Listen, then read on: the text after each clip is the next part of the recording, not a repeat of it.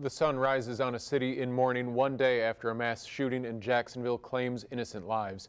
The Dollar General on Kings Road in Jacksonville's northwest side remains the scene of a hate crime.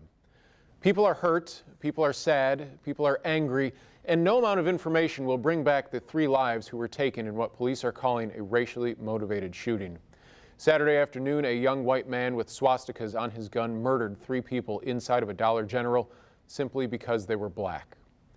Atia Collins was at the scene of this hate crime for most of the day yesterday and joins us now live from there again today. Atia, at this early morning hour, what do you see in the area?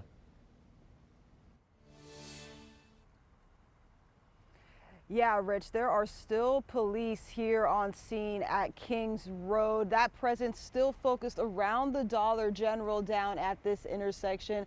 Now, we're a little bit closer than where we were yesterday, and this is just part of the scene of what we saw yesterday. I arrived here around 1:30 p.m. and it was a very emotional and very frustrating scene from those who were on scene, just waiting to hear if their loved ones were part of those hurt in this act of violence. Now, when I arrived on scene, helicopters were seen circling the air and SWAT officers had their guns drawn. I saw some city council members arrive and they held a prayer circle in the middle of Kings Road while they were waiting for information from the sheriff on this shooting. We later learned, and it was confirmed, that 3 black people were killed in Dollar General on Kings Road, and that the shooter, a white male from Clay County, died of a self-inflicted gunshot.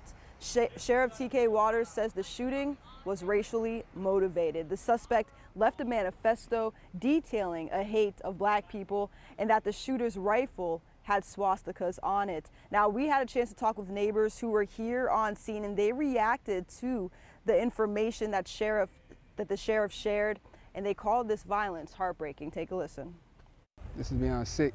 It's beyond sad. You know, this is our community. My mother was raised right down the street. My grandparents. It's beyond shocking. You know, I'm not sure who all is in there. I'm pretty sure I know of people. This is just it's beyond devastating. This doesn't even seem real. Now, at this time, the sheriff believes that this suspect acted alone, and the FBI has opened up an investigation into this shooting, calling it a hate crime. There are also some prayer vigils today in the aftermath of this act of violence. One of those will be at 9:30 at a church here on Kings Road. I will be attending that prayer vigil, so stick with us for that. There will be another vigil held later in the day, that time on your screen right now. That will be attended by Mayor Donna Deegan, Sheriff Waters, and City Council and state leaders. I'm going to toss it back to you in the studio, Rich. Atia, while we have you on scene for just a little bit, yesterday we saw so many law enforcement officers and even SWAT vehicles. How much police presence is still there at this time? Yeah, Rich, you can see behind me, they do still have this road blocked off. Actually, right now, they are deterring drivers away from the Dollar General here on Kings Road. We still have a command center, it looks like, there behind me in front of that Dollar General. Multiple officers here outside right now, a lot of units with their police lights on, and that presence still heavy in this area.